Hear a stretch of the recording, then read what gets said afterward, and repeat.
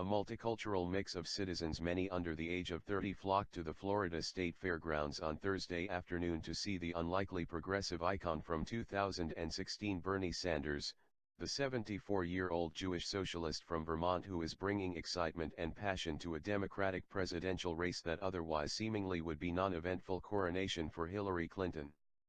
On Tuesday there is going to be a very important primary here in Florida, Sanders said in giving the wind-up to his 40-minute-long speech before 9,000 people at Expo Hall. If there is a large voter turnout, we will win. That's not what the polls say, with most surveys showing him severely behind Clinton. Then again, that was supposed to happen on Tuesday night in Michigan. Instead he shocked the political world, and perhaps even his own campaign, by defeating Clinton by less than 2 percentage points. Win or lose, I think he's created a revolution in as much as he's demonstrated that it's possible to have a successful campaign without the money from Wall Street, said retired college philosophy professor Jack Brush, who lives in the Villages.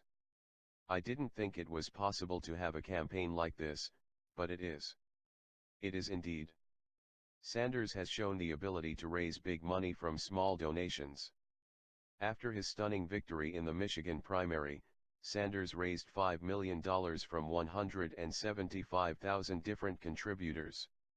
However, Sanders has been a stranger in the Sunshine State until this week, with his only previous appearance coming in Broward County last summer at the National Urban League's annual meeting. The candidate added a stop in Gainesville on Thursday to his previously scheduled appearances in Kissimmee and Tampa, which were just announced earlier this week. Sanders' organizers held meetings in Tampa in December and January to coordinate volunteers locally who wanted to be involved, but the campaign suffers from a lack of infrastructure compared to the Clinton campaign.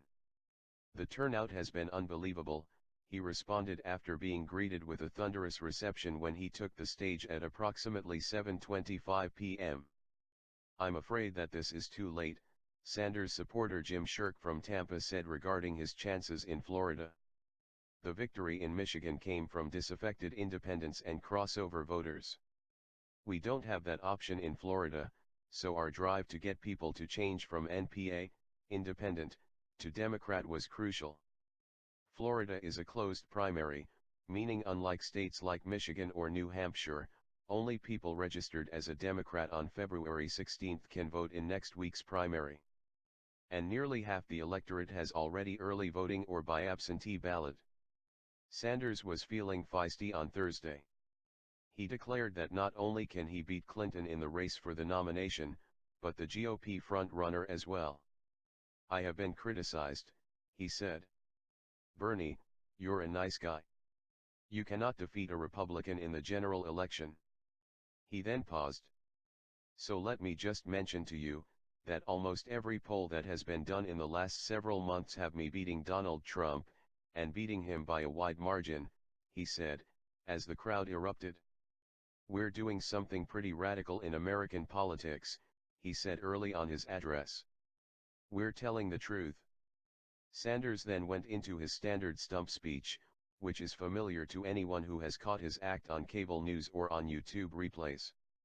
About how a corrupt political system is rotting our democracy, turning it into an oligarchy. He hit upon the economic inequality that mars personal growth with the middle class, and he blasted the criminal justice system in America. What this campaign is about is asking people to think outside of the box, to think outside of the status quo, to think ideas that the television people and the newspaper and the radio people do not talk about, he said. We ask a simple question, why in this great country should we have more people in jail than any other country on earth? Why are our spending $80 billion a year locking up 2.2 million people? He said he had bad news for the Republicans regarding Social Security. Not only would he not be cutting funding for the program, we're going to expand Social Security. Sanders says people mock him as sounding like Santa Claus when he talks about such a program, but he says he'll pay for it with a tax on Wall Street speculation. I'm voting for my nephew, said a self-described Republican socialist African-American named Brad from Largo. Brad said his nephew is $80,000 in the hole because of outstanding college debts. Not everyone in the crowd thought that was a winner, though. I think it's a stretch, but that isn't my big thing about him. Nothing's free, said Sarasota citizen Ally Martin. If he's nominated though, I think he has a better chance to beat Donald Trump than Hillary. Gary Metz from Zephyrhills summed up why he said Sanders is connecting with the public. He's truthful. He's been walking the walk and talking the talk for 40 years now, he said. Sanders take his campaign to Ohio on Friday, which is other big state voting on March 15.